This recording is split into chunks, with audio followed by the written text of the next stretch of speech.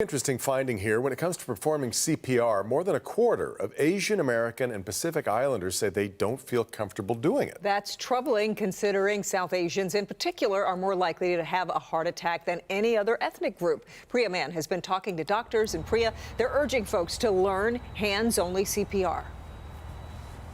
Yeah, that's right, Kim. And the South Asian doctors I spoke with brought up a good point. I'm South Asian myself. A lot of us have big families. We host a lot of cultural events. They suggested why not hosting a CPR class at one of these gatherings, considering the majority of heart attacks happen at home. This is a skill that could really save lives, especially for a community that's been particularly hard hit.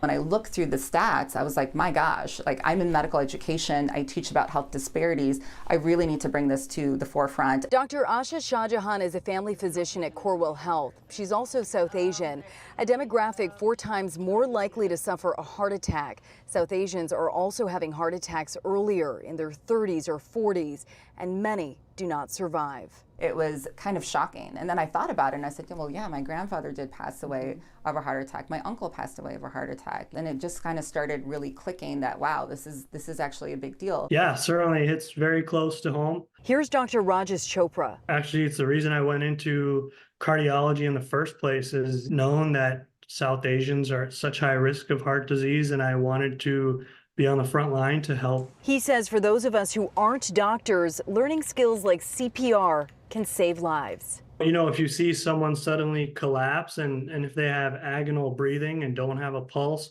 don't even think about it. You want to start jumping on their chest and do chest compressions. What's interesting to me is in the South Asian community, we have so many doctors and medical professionals. Yeah. Why do you think not enough of us are learning CPR? I think it's like, hey, like for example, my dad's like, my daughter's a doctor, I don't need to know CPR. But if your daughter's not home or your family member's not home, you can save someone. You can really make a difference.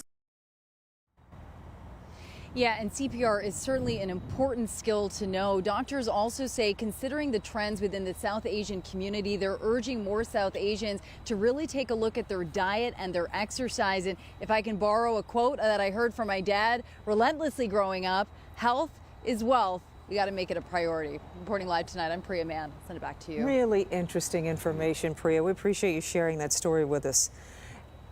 Health is wealth. Committed to memory. Yeah. And we want to remind you that Local 4 is teaming up with the city of Detroit to teach hands-only CPR for free. And our Go For It event, CPR Lifesavers, it's going to be this Monday from 11 a.m. until 7 p.m. at the Northwest Activities Center.